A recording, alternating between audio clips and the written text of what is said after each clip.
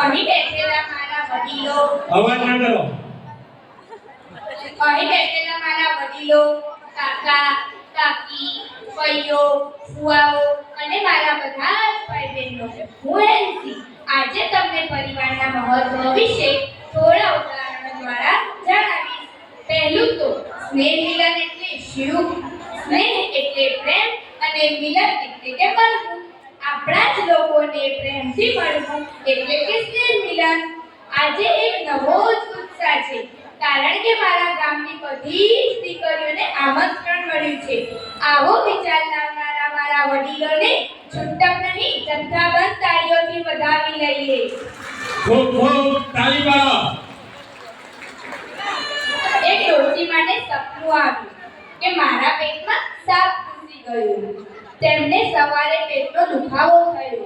તેમને પાડોશીઓ ડોક્ટરો પાસે લઈ ગયા, વૈદ્યો પાસે લઈ ગયા, એક્સરે કરાવી, સોનોગ્રાફી કરાવી, પણ ડોક્ટરનું કહેવું એક જ હતું કે બાના પેટમાં કશું છે નહીં.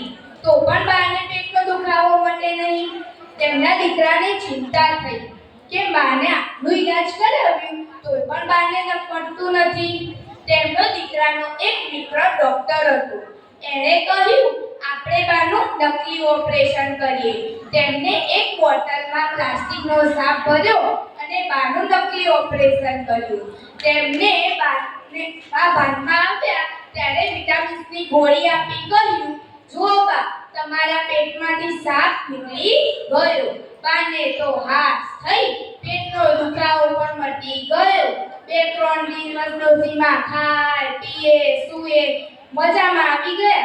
ત્રીજા દિવસે તેમનો દીકરાનો દીકરો હોસ્પિટલમાં ટિફિન આપવા આવ્યો. એણે કહ્યું, વાહ બા, તમારા પેટમાંથી સાપ નીકળી ગયો, પણ મેં તો એવું સાંભળ્યું હતું સાપને તો બચાય હોય. હવે શું? ફરી બાને પેટનો દુખાવો ચાલુ. અત્યારે વ્યક્તિને સાચું ગમતું નથી, પણ એને ગમતું ખોટું પણ એને ખૂબ સારું લાગે છે. તમે ટ્રેનમાં મુસાફરી કરી હશે. તમારી આજુબાજુ બેઠેલા વ્યક્તિ સાથે તમે મન ખોલી બધી જ વાતો કરો છો. તમને ખબર છે કે એ ક્યારે તમને નથી મળવાનો, નથી ફોન કરવાનો કે ક્યારે તમારે સુખ દુઃખમાં સાથ દેવાનો, તો પણ તમે એને બધું જ કહો છો. અને તમારી પડખે ઊભા રહેલા પરિવારજનોને તમે અમુક વાતો છુપાવી રાખો છો, બરાબર ને? તમને ખબર હોય કે ના ખબર હોય, હું તમને એટલું જણાવી દઉં કે કેલિફોર્નિયામાં વારંવાર ભૂકંપ આવે છે. તેમાં રેનવુડ નામના ટ્રી 100 ફૂટ ઊંચા છે, તો પડી તો જવા જ જોઈએ ને. તમને એમ થતું હશે કે એના મૂળિયા ઊંડા હશે. ના, તેના મૂળિયા પણ ઊંડા નથી. તે એકબીજાની સાથે મિંગલ પદ્ધતિ એટલે કે આંટી વાળીને રહે છે, તેથી ક્યારેય પડી જતા નથી.